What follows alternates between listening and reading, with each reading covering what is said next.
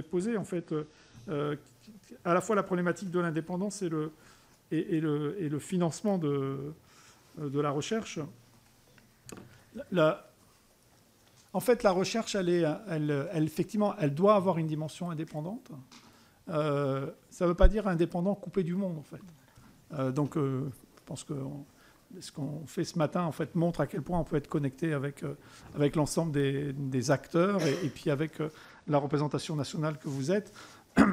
Mais la recherche, en fait, son indépendance, pour nous, elle est assurée par son statut, elle est assurée par son financement. Hein, la question de la part du financement public, il y a une subvention pour charge de service public qui doit être de 81% de notre budget, si j'ai bonne mémoire.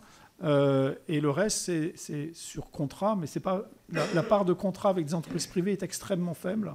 On a beaucoup de contrats à l'échelle européenne, beaucoup d'appels à projets au niveau national. Et effectivement, dans un certain nombre de cas, ces appels à projets sont bilatéraux. C'est-à-dire, on est, nous, recherche publique, avec des entreprises financées par l'État, ce qui n'est pas du tout un problème d'indépendance, en fait. En faisant ça, ce que l'on fait, c'est qu'on maximise la vitesse de transfert. C'est ça l'objectif, en fait. C'est comment on va plus vite dans le transfert.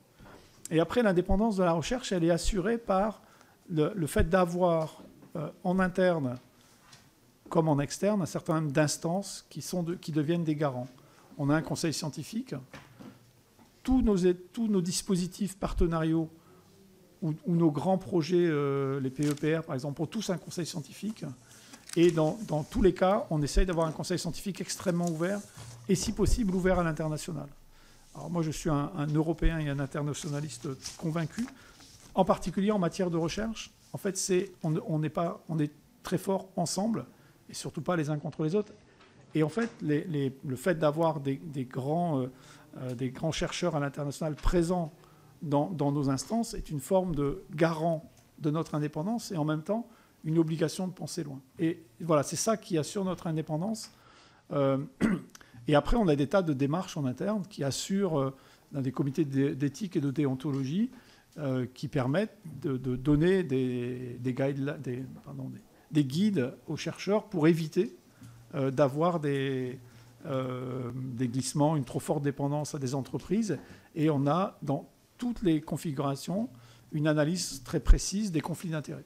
Voilà. Donc, je pense que vous pouvez être rassuré sur cette indépendance de la recherche. Et on s'applique la même chose dans ce que l'on fait quand on fait de l'expertise. C'est-à-dire quand on fait une expertise quelque part ou une expertise scientifique collective, il y a une déclaration des conflits d'intérêts qui est obligatoire, comme on le fait quand on va dans des projets européens et dans des démarches européennes. Donc, ce point-là, mais vous avez raison, M. Tissot, de souligner à quel point il faut avoir une vigilance permanente là-dessus, je crois. Donc,